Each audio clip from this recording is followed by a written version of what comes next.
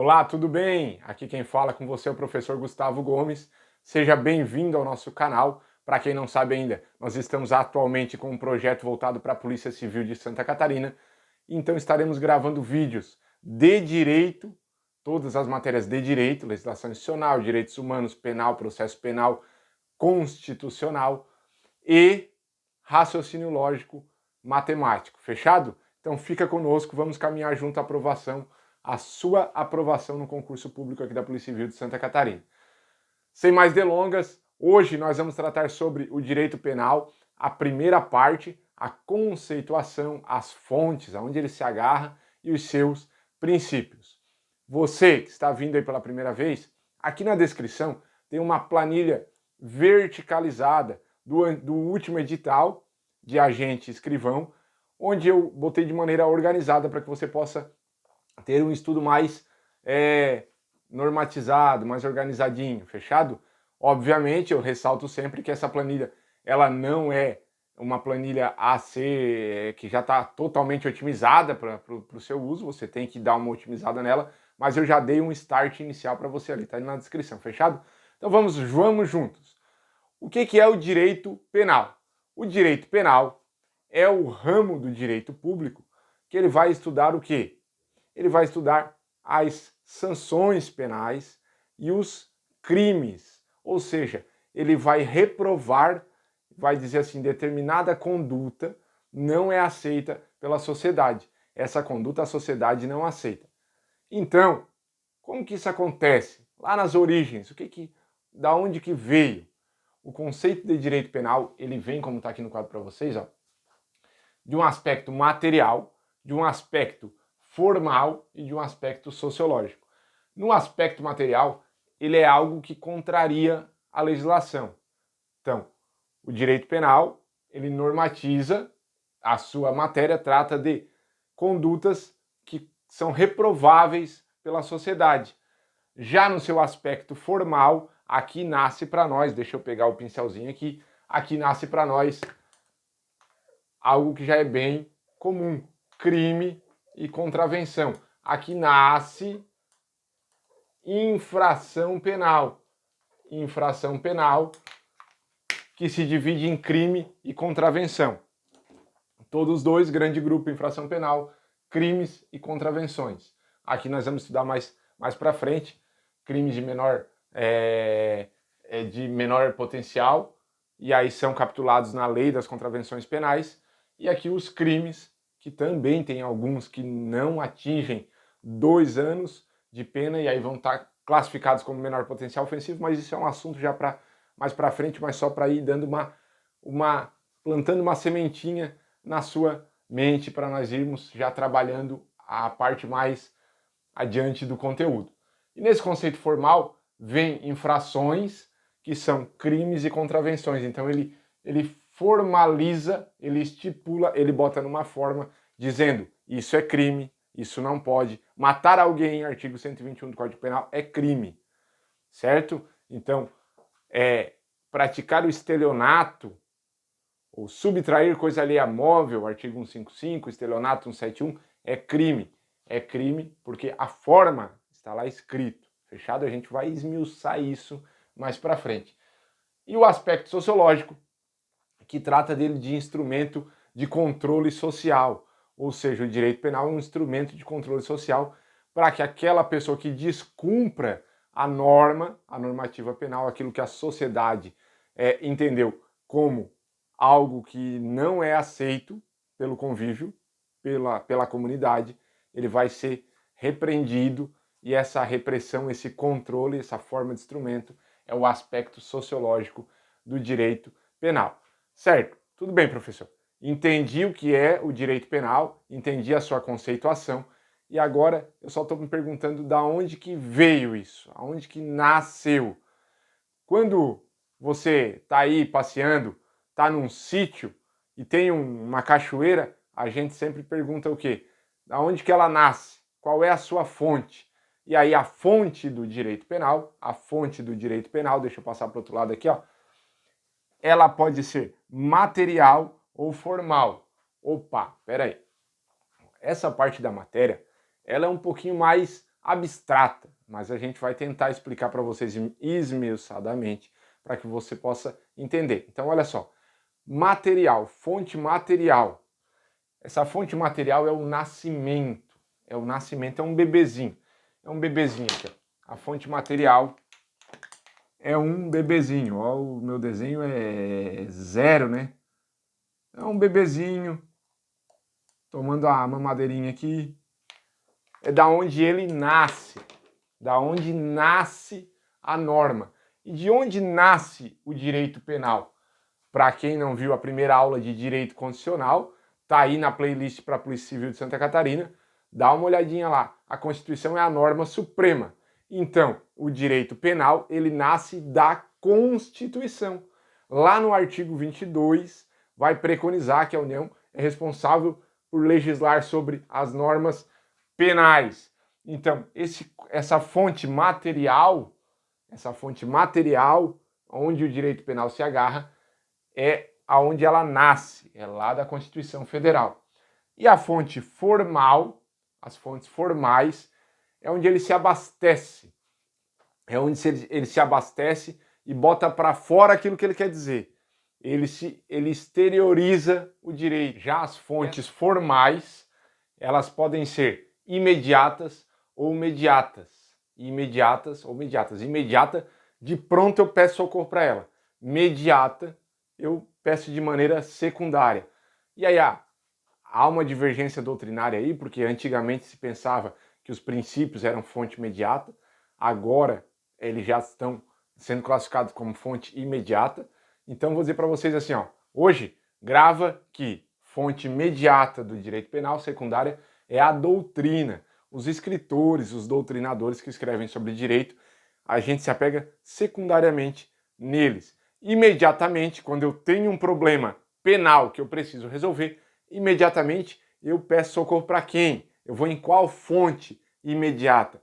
Eu vou na fonte das leis, da jurisprudência, dos tratados internacionais de direitos humanos, fechado? Dos atos e dos próprios princípios. Tudo certo? Então agora a gente vai dar uma olhadinha por cima no conceito analítico de crime, o que é crime, o que se entende por crime, e depois lá na frente, quando nós começarmos a trabalhar propriamente dito, já na próxima aula, o Código Penal em si, aí a gente vai dar uma repassada nessa parte geral aqui, na prática, dentro do código, fechado? Então, conceito de crime. Vou botar no quadro aqui para vocês agora o conceito de crime. Então aqui no quadro, crime. Aí eu já botei para vocês aqui direto o conceito analítico, porque existe o conceito menorzinho, o conceito sintético, que o crime é basicamente essa ofensa à proteção do bem jurídico. Ele vai ofender um bem jurídico que é protegido pelo direito, e aí de forma mais sintética. Mas o que vai cair na prova para nós é o conceito analítico. O conceito analítico de crime a gente vai passar de maneira superficial agora e depois nós vamos nos aprofundar nas próximas aulas, porque ele cai e despenca. Mas já dá uma olhada no panorama geral, você que está aí esperando para ser aprovado na Polícia Civil de Santa Catarina. Olha só, o conceito analítico de crime diz para mim que crime é um fato típico, antijurídico e culpável. Típico, antijurídico e culpável. Olha só, esse conceito aqui cai na prova, tá? Ele se chama conceito tripartite. Conceito tripartite. Por quê? Porque tem três partes. Três partes. Nós temos também o conceito bipartite, que fala só do fato típico e antijurídico. E nós temos o conceito quadripartite, que fala que é típico, antijurídico, culpável e punível. Porém, no Brasil, nós adotamos o conceito tripartite. Vai cair na prova de vocês, eu só preciso que vocês saibam que os outros dois existem. Vai cair o conceito tripartite e vocês vão colocar o X no lugar certo. Só que dentro disso, o que é o fato típico? O que é esse fato ser típico? Então vai guardando na mente, depois a gente vai trabalhar isso com bastante calma. Para ele ser típico, ele precisa ter uma conduta, um nexo causal e um resultado, além de ter a própria tipicidade. Ou seja, tipicidade. Ele vai estar escrito em algum lugar, está dizendo lá, ó, matar alguém é crime. Pena de 6 a 20 anos, salvo engano. Depois confiro lá no código. Fato típico, fechado. Vai ter uma conduta, essa conduta vai ser dolosa ou culposa. Quem está começando agora, calma que a gente vai explicar cada fragmento desse. Agora é só para vocês ir botando na ideia o panorama geral. Então vai ter uma conduta dolosa ou culposa. Eu vou ter a intenção de praticar aquela conduta ou eu vou praticar por um desleixo, uma imprudência, uma imperícia ou porque eu deixei a desejar. Vai ter um resultado, vai gerar um resultado. Vai gerar um resultado. A gente vai estudar bem com calma isso, porque tem alguns crimes que não geram resultado ou não necessitam de gerar o resultado para que ele já se caracterize. E além disso, de ter a tipicidade, ter a conduta e ter o resultado, precisa que o nexo causal, ou seja, um link, um elo de ligação entre a conduta e o resultado, que aquilo tenha nexo de causa. Fechado? Dentro do fato típico, nós temos isso. Agora eu venho para o fato antijurídico. Já ouviu falar em legítima defesa? Antijurídico quer dizer assim, ó, é contrário à lei e não tá amparado por nenhuma excludente de ilicitude, que nós vamos estudar também, pode ficar calmo. Existem as excludentes de ilicitude, as que já estão especificadas no Código Penal na parte geral, legítima defesa, o exercício regular de direito, o estado de necessidade e o estrito cumprimento do dever legal. Então essas quatro já estão tipificadas ali no 23, 24, 25 do Código Penal. Se eu praticar uma conduta amparado por uma excludente, por exemplo, de legítima defesa, eu não vou estar cometendo um fato antijurídico. Então, eu estou percorrendo como se fosse um filtro aqui, ó. Passei pelo fato típico, pelos 4 substratos do crime, os 4 substratos que nós falamos ali. Depois que eu passei naquele filtro, eu caí aqui no antijurídico. Se eu não estou amparado por uma excludente ilicitude, do tipo que eu falei agora, legítima defesa, estado de necessidade, estrito cumprimento do dever legal, o exercício regular de direito, eu vou passar também por esse filtro e vou chegar na culpabilidade, e aí a culpabilidade vai avaliar se eu sou imputável, se eu tinha consciência da ilicitude que eu estava cometendo, se cabe eu ser punido. Ele já definiu que é crime, que de fato eu não estou amparado, mas se eu tenho capacidade para receber essa pena, se eu estava em pleno juízo, eu vou falar de forma superficial, para que depois a gente aprofunde nas próximas aulas. Falado isso, conceitos de direito penal e fontes de direito penal, agora nós vamos entrar nos princípios básicos, aí nos principais princípios do direito penal. Existe uma gama bem maior, porém a gente vai trabalhar os mais específicos aqui com vocês. Dá uma olhadinha aqui no quadro agora nos princípios. Vou contar aqui os principais princípios para vocês. E os princípios, o que são os princípios? Os princípios são aquilo que dá a base, aquilo que rege o espírito da lei. Vocês acham que toda a normativa, todo o ordenamento jurídico, ele não apresenta falhas? Ele não apresenta lacunas, momentos de dúvida? Apresenta. Imagina, a quantidade de lei que nós temos, se não ia deixar um pouquinho de brecha em algum ladinho ou outro. Deixa, aliás, deixa bastante, né? O pessoal que faz a redação ali, às vezes deixa um pouquinho a desejar. Mas, voltando para a nossa aula aqui, dentro dessas brechas, a gente tem os princípios. Os princípios é o espírito da lei. Para que o legislador quis fazer aquela lei? Por que a comunidade quis ir para aquela direção? Então você, futuro policial civil, vai ter que saber, por exemplo, que o princípio da legalidade, o primeiro que está apresentado aqui para nós, para você, operador do Estado, ele é legalidade estrita. Professor, o que significa isso? Significa dizer que atuando na função estatal, você precisa cumprir aquilo que está escrito na lei.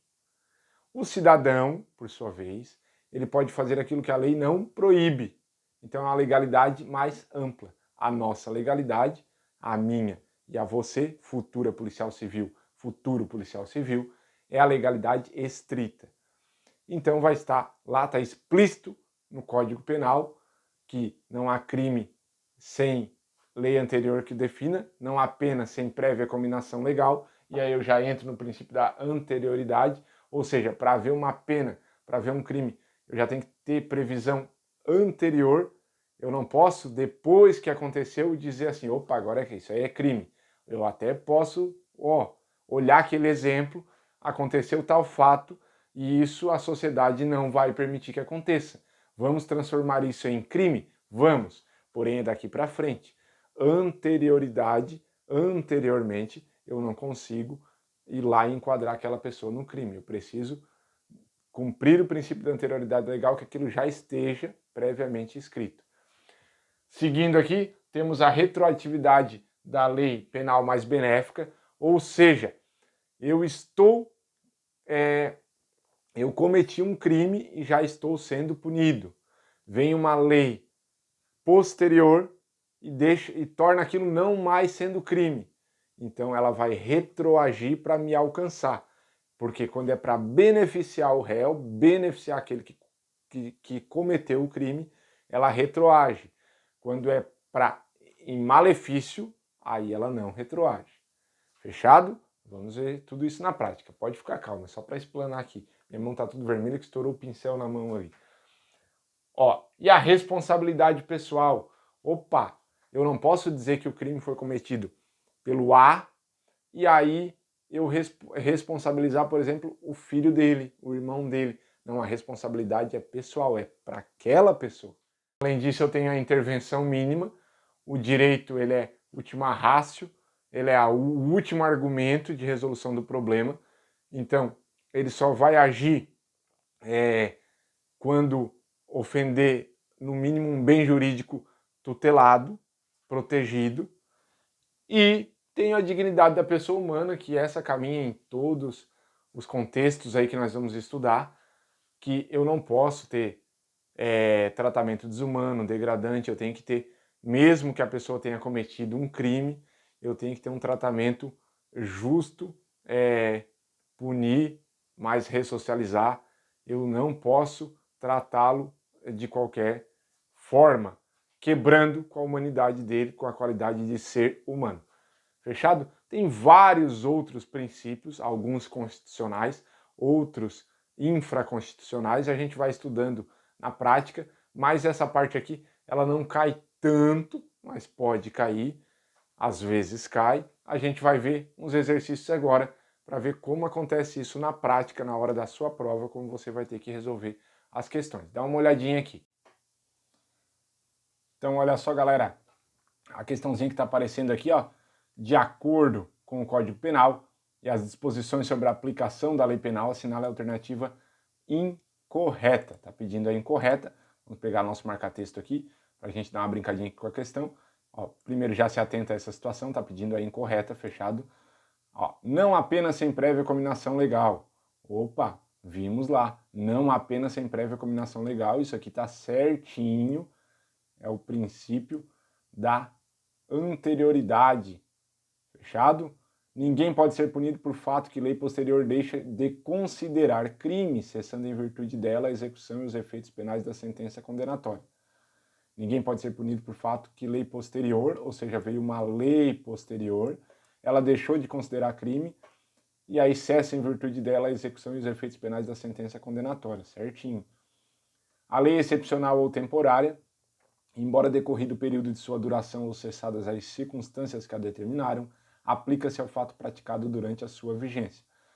Não estudamos isso ainda, mas sim a lei excepcional ou temporária, ela vai ter efetividade durante o tempo que ela ficou vigente, e os fatos ocorridos nesse período, mesmo que seja tempos depois, vai ser tudo responsabilizado de acordo com a época, porque ela valia na época, fechado?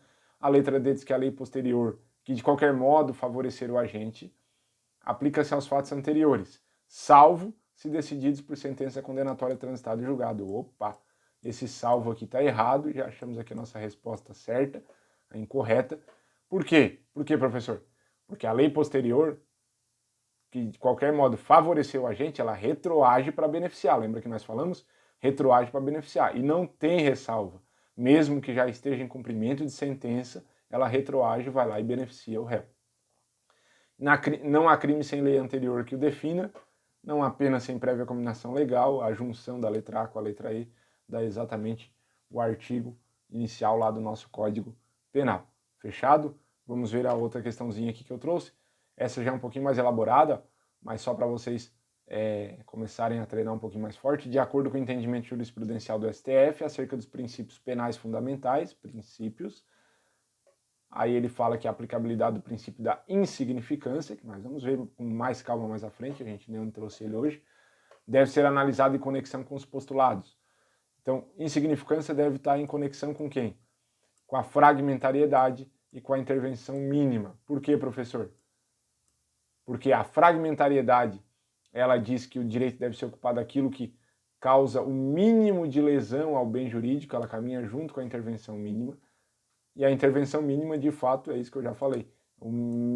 Tem que causar um mínimo de lesão e o direito penal vai se ater a intervir da menor forma possível. Então, fragmentariedade e intervenção mínima são a resposta da questão. Controle social não casa aqui, né? E subsidiariedade quer dizer que o direito penal ele é subsidiário, primeiro tenta se resolver com outras normas. Sim, isso sim, só porque o princípio da insignificância em si está bem direto ligado à fragmentariedade e à intervenção mínima, para que incorra o princípio da insignificância. Fechado? Então você viu aí nas questões como funciona na prática. E agora, vamos fazer aquele fechamentozinho mental que nós fizemos no final de toda a aula. Vamos lá, nós vimos hoje conceito de direito penal, do aspecto material, o aspecto formal e o aspecto sociológico. Lembra lá? No formal, nós dividimos ele em infração penal, que poderia ser crime ou contravenção penal. Depois nós vimos onde é a fonte que nós buscamos socorro. Nós vimos que essa fonte ela pode ser material, ou seja, da onde nasce, qual é a fonte do direito penal. Depois nós vimos que essa fonte ela pode ser formal. Dentro da formal ela se dividiu em imediata e imediata. E aí nós vimos que as imediatas são as leis, a jurisprudência, os tratados internacionais de direitos humanos, e as mediatas são a doutrina, atualmente mais considerada aí pelos escritores. Nós vimos o conceito tripartite, que é o que o Brasil adota, tripartite de crime, que o crime é um fato típico, antijurídico e culpável, e vimos as nuances, os substratos do crime dentro de cada um item desse, fechado? E agora a gente encerrou vendo os principais princípios. Se você gostou da aula, curte, se inscreve no canal e compartilha aí com seu amigo que vai fazer Polícia Civil de Santa Catarina. Eu sigo à disposição e conto com vocês. Qualquer dúvida, deixa aqui nos comentários, nos chama nas redes sociais, segue lá no Instagram, que é muito conteúdo grátis, rumo à aprovação dos senhores e das senhoras.